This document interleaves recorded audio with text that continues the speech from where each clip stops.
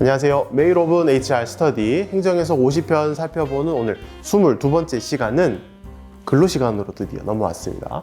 교육시간이 근로시간에 해당할까요? 라는 질의 내용이었습니다. 특히 이 질의의 내용은 예전부터 있었던 내용이지만 최근 들어 일주 52시간 시대에 들어들면서 과연 근로시간인가 아닌가, 교육시간 외에도 워크숍을 가는 시간이라든지 공식 회식 시간이라든지 출장 시간이라든지 현장의 질문이 많아지고 있습니다. 한번 기준점을 잡고 나면 그러한 판단도 조금 편하시지 않을까 싶어서 옛날에 있던 질의의식 내용을 한번 가져와 봤습니다. 교육시간은 근로시간에 해당이 될까요? 자, 한번 살펴보시죠. 질의의 내용은 이랬습니다. 직무 역량 향상을 위해서 교육을 하는데 이 교육에 참석을 하면은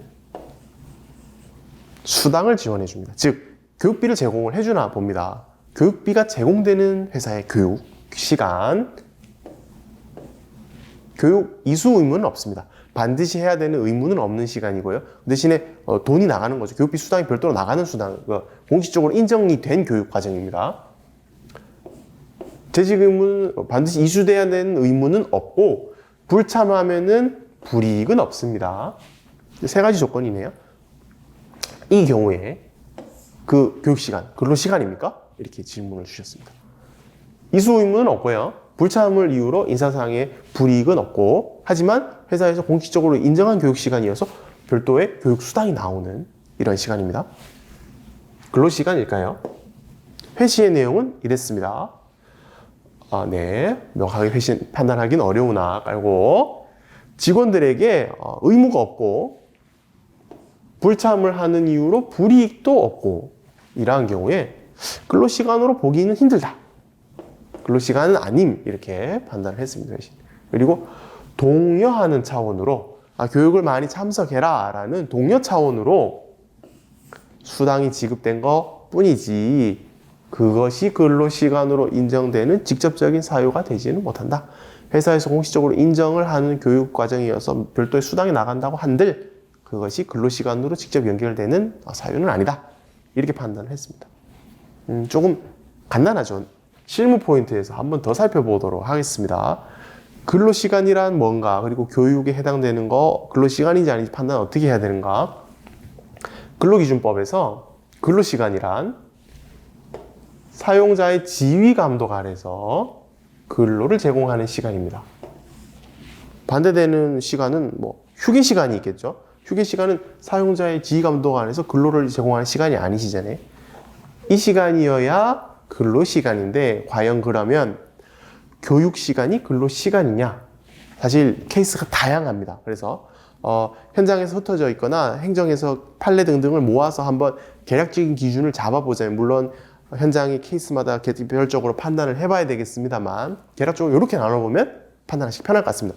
근로시간인 경우 교육시간이 회사에 공식적인 지시가 있었던 겁니다. 참석하세요. 두 번째, 불참하면 불이익이 있는 겁니다. 불참하면 페널티가 있는 거죠. 혹은 참석하신 분에 의해서 가산점 같은 상이 있습니다. 혹은 참석하세요 라고 말씀을 하지 않더라도 반드시 참석해야 되는 필수 교육입니다. 예를 들어 승진자 교육과정 참석하지 않으면 승진을 할 수 없다거나, 혹은 승진이 되고 난 뒤에 하지 않으면 호봉 승급이 안 된다거나, 다양한 경우로 필수 교육과정들이 있겠죠. 이러한 경우는 사실 의사 판단하실 수가 없죠. 근로자분이. 근로시간입니다. 근로시간이 아닌 교육시간 어떤 것들이 있을까? 개념을 한번 잡아보자면 선택교육입니다. 예를 들어 들어도 되고 안 들어도 되고, 하고 싶은 분은 하세요, 이렇게 열려있는 오픈 교육 과정이라면 아니겠습니다. 금방 요번 행정 해석에도 나왔지만 교육비를 지원한다, 요거는 직접적인 사유가 되지 못한다고 말씀드렸죠. 혹은 이런 것들이 많으시죠.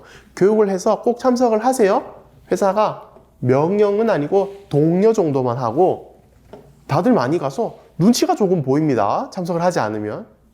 이것은 근로시간인가요?